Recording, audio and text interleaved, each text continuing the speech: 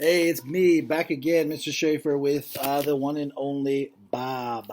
Um, so the last thing we did, let's get set in our mental bookmark here. Is I see Mr. Oog, and I see puppy eyes, forgiveness, the shelter.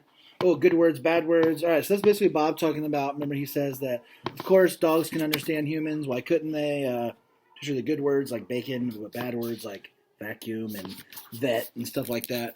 Um, he also talks about the shelter, and seeing that shelter makes him sad every time he walks by it because he knows that they're trapped in there and they don't have a home like he does. We also met Julius, dog that was kind of a sad dog. Remember, he was tied up and his owner was no good. But he started talking to Bob about forgiveness and about that's what dogs do. They forgive everybody. That's what Julius said. But Bob was questioning that. Do I really need to forgive people? Why? Why do we have to? Why do dogs do that? So that was a good little thing about. And if you read back, if you look through your discussion from yesterday, that was all about forgiveness. I love what he said there. To me, that was really, really strong. Um, was that I'm sorry, I just want to find it real quick so I can say it.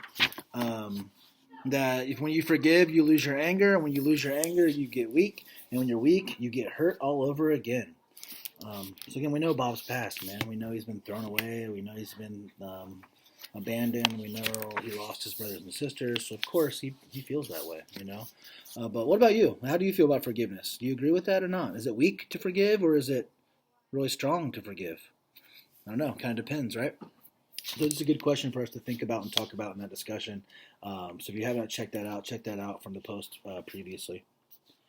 All right, we're going to start with the park, and then we're going to go all the way up until the gift. Okay, so if you're in the book, it's page 90. Digitally, I'll put those on there. I'll put those screenshots on here for you. But here's the recording. All right, so here we go. The park. As Julia walks, I sneak peeks out of her backpack like I always do. Remember, they're at the park, right, where Julia's dad works, and that's where Ivan and Ruby are. We passed the meerkat family poking out of their den holes like a whack-a-mole game they used to have at Max Mall. I see the flashy flamingos with their one-legged balancing act and their terrifyingly beautiful tigers. Even their cute cubs give me the willies. Families, I've noticed, take a lot of different shapes. Jim and Joe, the penguins, adopted an abandoned egg, and they're the sweetest, doting parents you ever saw. I see it with humans at the park, too. Families of all shapes and sizes and colors and genders, and yep, they all seem to do just fine.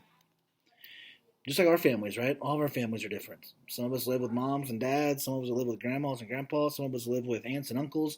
Some of us live with foster parents. Some of us are, it's all we're all step parents. Um, but all of our families, they do just fine, right? We round a corner past the sea otter alley. Oliver and Olivia are floating calmly on their backs, holding each other's paws. It's pretty adorable, I have to admit, but me, I don't need the trouble that comes with family. Babies puking, toddlers whining, spouses nagging. Talk about a design flaw. But Bob has a family, right? I don't know why he says that. He's living with Julia. Get real, Bob. You have a family too. Change. And Ivan and Ruby's his family too, right? I think he needs to realize that. Change. The park's pretty big. Lots of twisty paths and fascinating smells. All the parts have names. There's the African Aviary, the Outback, Penguin Cove, Lemurland. It's like a puzzle pieces of the world. A little Africa here, a little bit of Asia there. Dogs, you can find us pretty much everywhere. Our territory is Earth. As long as we're hooked up with humans, that is. Along the shady paths, volunteer guides will answer your questions, tell you about animals used to roam one part of the world or another until things changed. Things change. That's one thing I figured out. Don't ever assume a little patch of the planet belongs to you. Things change. Boxes go flying. And I guess that changed his life a lot, right? Went from cozy little mommy and brothers and sisters to thrown out of a box in the car, right? My inner wolf. On our way, we always stop by the wolf habitat. Julia loves wolves, probably because they remind her of me. You look hard, maybe squint a little, maybe if you try, you can catch a hint of my inner wolf. It's in the eyes, mostly, also in my distinguished profile. I dream I'm a wolf sometimes, and when I wake up, I'm panting, my fur's on alert, and I'm feeling, yeah, the world could hurt me, but I could hurt the world right back even harder. Like there's a dangerous, hard part of me chained inside, struggling to go free and just, I don't know, get even. Then I go see what's for breakfast. I love how Bob has that inner part of him, right? The inner wolf of him, the inner street dog, the inner guy that takes care of his own. But then he has the other side that likes breakfast and belly rubs and drinking out of the toilet. So Bob's kind of a mixed creature. I love it. Kimu. There's a gray wolf at the park who makes me a little jittery. Jittery as in, I sometimes worry he might like to eat me. His name is Kimu, and we struck up a conversation when a mutual acquaintance of ours, a mockingbird called Mitch, introduced us one day. Like Nutwit, Mitch likes to taunt me because I am domesticated. Gives me a lot of grief about how free he is, soaring stringless over the whole town. I'm not the only one who's pampered, I said one day. I mean, look at Kimu. He's not exactly running wild. As soon as those words were out of my mouth, I regretted them. And when I looked at Kimu's, I could kill you with one quick bite expression, I really regretted it. In any case, I said, moving the subject along, I've lived wild. It ain't a picnic for a dog. What's it like? Kimu asked. Moved closer to the edge of the mountain domain. He had a strange odor, intense and scary, and a little bit intoxicating. Well, I was just a pup, I said, abandoned by the side of the highway. Kimu was listening intently. Must have been tough. All I could think of was food and water. I didn't like the catch in my voice. Owl got me. Those guys are fierce, Kimu said. Can't hear them coming. I know, right? I relaxed a little. I hate owls, said Mitch. Hate them with a passion. They eat birds, you know. So do wolves, said Kimu, giving Mitch a meaningful look. So you were wild once? I asked Kimu. Never. Born and raised in captivity. Suzu over there, she was. She told us stories that would curl your fur. Honestly, it's nice to have a roof over my head. It's tough out there, man. Really tough. I suppose, said Kimu. I looked at him, and for the first time I wondered if I really had any wolf in me. He was a majestic animal with teeth that could shred a tree trunk. I am also majestic, but more portable, with teeth that could mangle a pencil with enough time and effort.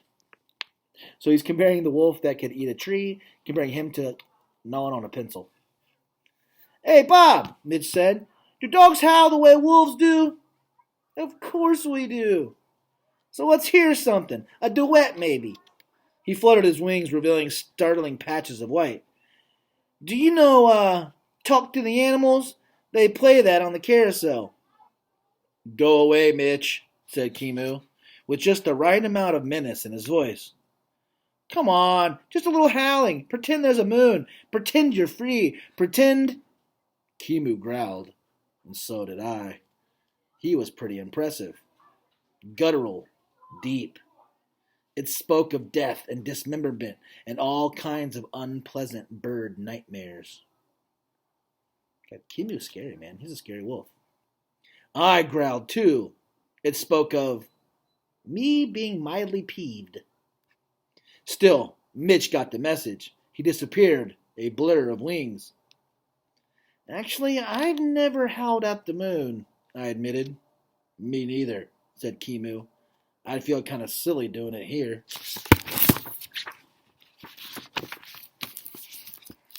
Enrichment. We're almost to my favorite spot in the park. The great thing for me is the one corner of Gorilla World just juts up against Elephant Odyssey, the area where Ruby lives. A low stone wall separates the two spaces, and there's a moat on the elephant side. You know what a moat is? It's like a water, right? It surrounds water. The sections connect like two slices of pie, and my secret spot is right on the corner, where I can hang out with my crew. Ivan and Ruby both have access to indoor habitats, which is great when the weather isn't cooperating. The indoor space for gorillas ain't bad.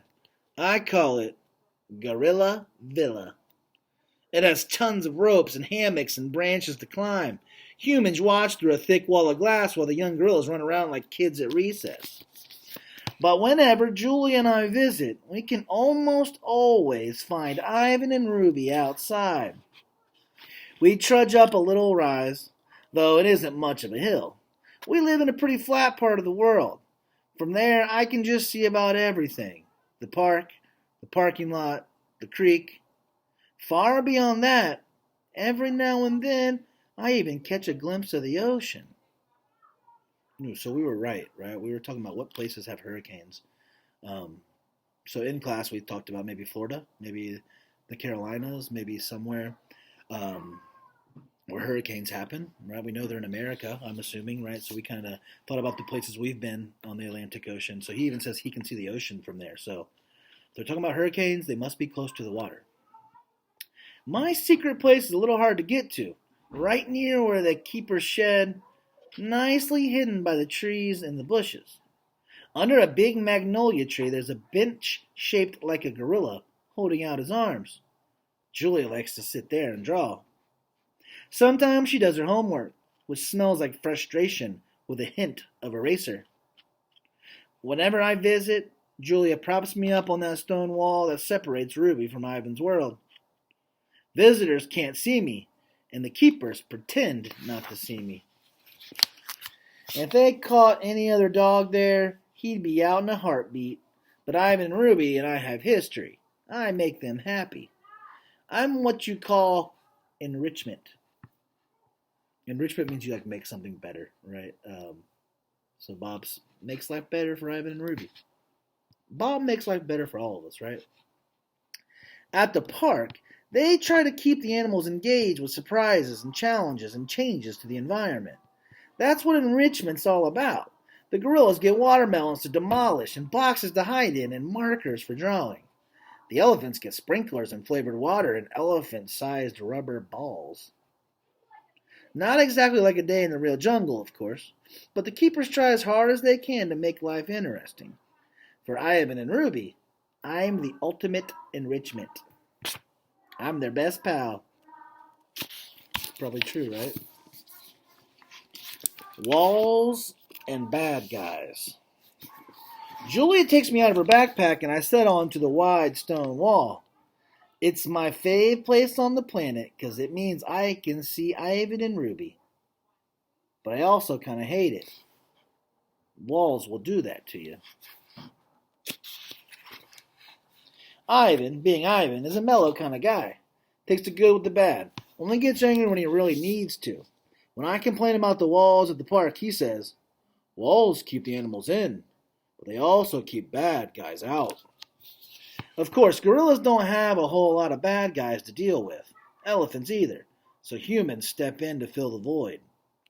Dogs? Sometimes it feels like we have enemies galore. Everyone wants a piece of us. Humans treat us badly. Cars really have it in for us. We even get eaten by coyotes, which is kind of like having your cousin invite you for dinner and then inform you you're the main course. Although I'd probably just be the appetizer.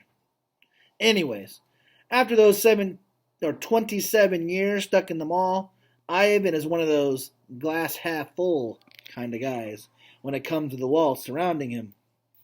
Glad to be with others of his own kind, cared for by smart and loving humans. I'm more of a water bowl of power half empty kind of guy. Every time I leave Ivan and Ruby, I'm painfully aware that I can leave. Ivan's address is Gorilla World. Ruby's is Elephant Odyssey. And me, I guess my address is the same as Julian, George, and Sarah's. 1249 Hinman Avenue. I mean, of course it is. I've been living here a whole year now. It is. And yet sometimes I still wake up at night and think, gotta find shelter, gotta find safety, gotta find somewhere to belong. Guess I don't want to get too comfortable. Again, that's that Bob, right? Guess I don't want to get too comfortable. He's got a bad past, man, and he's still not letting it go. Gift. Once in my spot, I don't have to do a thing because Ivan and Ruby always know when I'm there. Gorillas and elephants have great schnozzes, too. Also, I pride myself on staying extra fragrant. It's a gift. All right, that is where we're going to stop right there. He's there. He's at the park, so I can't wait for Ivan and Ruby to come. We'll see what happens next. All right, enjoy, and check for the discussion questions below. Have a good one.